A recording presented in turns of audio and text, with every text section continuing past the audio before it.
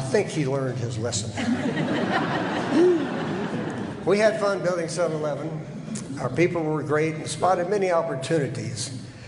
One year, district manager of the Dallas-Fort Worth area was talking to another employee from a chain of stores in Shreveport, Louisiana, that they were having a very good success with a frozen carbonated beverage machine that was manufactured right there in Dallas by the Johnny Mitchell Company, who were mainly made their name in room air conditioners. This was before really everybody had central air conditioning. So we put one in one of our stores, and it started selling 1 and 2 and 300 cups a day, and that was big for us. So he came and asked us if he could buy 9 more, and we said sure. And he put them in different parts of Dallas and Fort Worth. And again, they were very successful. And he came back and said, can I buy 90 more, which would cover the 100 stores in the Dallas-Fort Worth area at that time? And of course, we said sure. Well, Johnny Mitchell said, we'll honor that 90 unit request, but after that, we're not going to sell you anymore. We'll lease them to you on a per cup basis. Well, that didn't sit very well.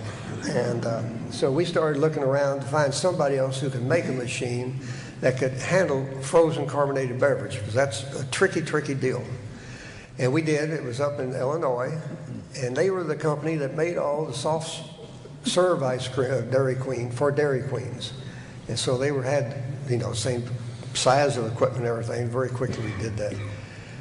But that presented a problem for us in that when we started putting in these new, I won't call them Taylor machines, that's the name of the company, and we had Icy in Dallas, Fort Worth, and we were putting them in elsewhere, how do we get a name that would take care of everybody? Well, we had, in my mind, a genius in our advertising department, and he came up with the name of Slurpee. Have any of y'all heard of Slurpee and had it in your life? All right.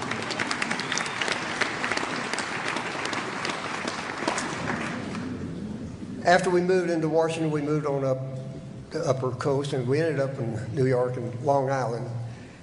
And several of our stores were near the train depots that took commuters into New York, Manhattan in the morning, and then brought them back in the evening. And these stores were getting requests for coffee, so they put in a 2-pot burner. And that didn't work very well because they were out before the crowd got there. And then they went to 4-cup pots, and then 6 pots, 8 pots. And the last time I was there, I swear there were 18 to 20 warmers, bun warmers, where you put the coffee pot on there. And that was just amazing to me that, number one, that they were selling that much, but number two, selling them not only in the morning, but at evening. I can't think of drinking a hot cup of coffee in the evening and trying to go to bed later on. But anyway, we took that idea and across the country, and last year, 7-Eleven sold 387 million cups of hot beverage. That included coffee, but some tea, hot tea, and hot chocolate. That's over 1 million cups a day from an idea that came out of Long Island, New York.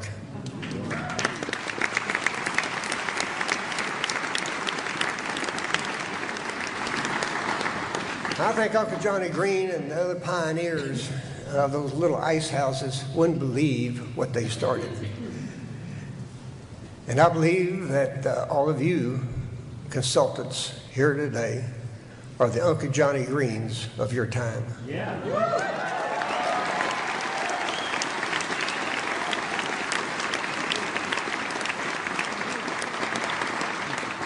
Southland has grown in the 75 plus years where they have over 38,000 stores around the world, more than the Golden Arches of McDonald's.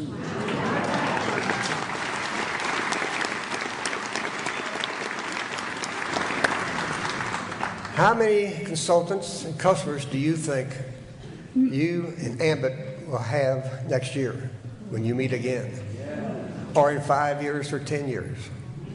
Who knows what each of you can do when you really work at building your own organizations?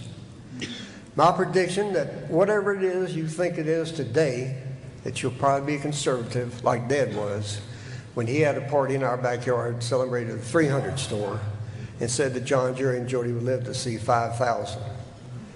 As I said, we got 38,000 around the world. I'm amazed at what has happen in only 1 year and really get excited about what the future holds for each of you. No one can do it for you are in charge of your life.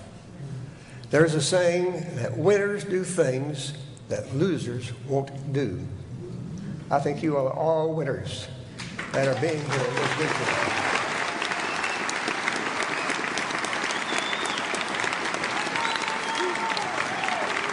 Congratulations on being here. The future.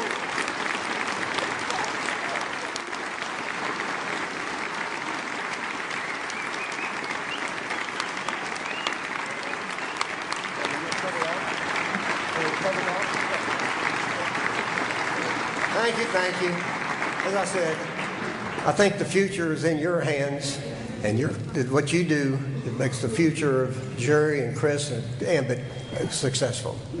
Again, thank you for everything. God bless you and good luck.